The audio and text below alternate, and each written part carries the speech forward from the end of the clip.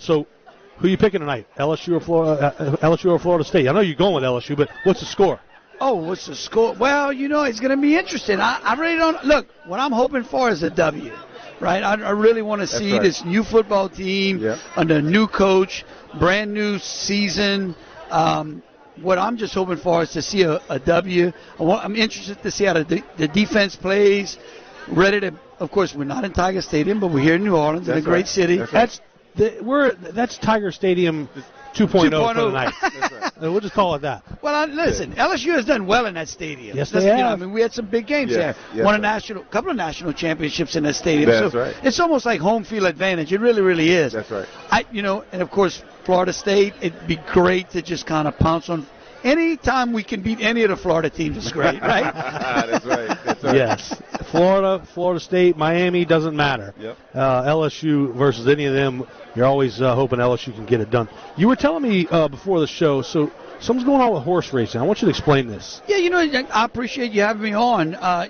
Right now, the federal government 2 years ago passed this little bill that was tucked in a COVID-19 bill that became law. And it's called the Horse Integrity Safety Act. But what it really is, it is a federal takeover of horse racing. What? And it absolutely is. This is basically the federal government coming in the states and saying we are now going to regulate horse racing. So no longer can we regulate it. They're going to regulate it. Louisiana, over 100 years, has built an entire industry and culture. The amount of people that work and enjoy horse racing in Louisiana are now going to be subject to federal rules. And so we filed suit along with Oklahoma and Texas and West Virginia in a number of cases. And last week we were here in New Orleans at the Fifth Circuit on 2 of those cases, basically arguing before the court that, look, the federal government has no place inside of horse racing. And we were joined by some great trainers, thoroughbreds, jockeys. Eddie Delahousie, who's on the Racing Commission, supports this lawsuit. But what it affects is the little guy. These regulations basically ask the most from those who labor the hardest at horse racing but receive the least, the jockeys, the trainers, the veterinarians. It affects the feed stores. So that's where we at. We've got two suits here in the Fifth Circuit and one up in Kentucky. And at some point, maybe I'll get some information. We'll come and do the show. We can do like a whole half an hour on it, take some callers. But we really enjoyed it. We had a press conference we held. It was Wednesday. We were here at the Fifth Circuit, and we'll see what the judges say. Yeah, look, I'm not a big horse racing guy, but I know several of my friends are. It's a big deal here in Louisiana. The guy that we all remember, Buddy D. Buddy D was huge on the ponies. I mean, loved him. Oh, well, when you think of horse racing in New Orleans, you think of Louis Roussel, right? You come back.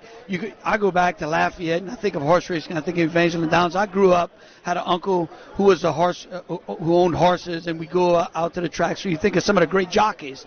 DeZormo, Delahousie, Borrell. I mean, all guys that won either Triple Crowns or won some of the big stake races. So Louisiana has a rich tradition in horse racing and has a special place in sports here in Louisiana. So it's important to us. Jeff, have you had any interaction with new head coach Brian Kelly at any point? I have not. I figured, it's way more important for him to concentrate on the players. And then, when you see me coming, you think, oh, Lord, the law's coming, right? I didn't want to think he was in trouble. He's only going to be in trouble if he doesn't do good on the field. I would love to hear a show with him and Bobby with the accent. Yes, that would be all over. Him and Bobby would be great to hear. Well, the problem is Bobby is a saltwater Cajun. I'm a freshwater. Oh, okay. That's a difference. Okay, so I didn't know that you make that delineation. I'm learning every day. Jeff Landry, the Louisiana Attorney General here on the Gulf Coast Bank and Trust Tiger Tailgating Show. Did you grow up playing football? I did. I played at St. Martinville Senior High under Cal Delahousie. Great program out there.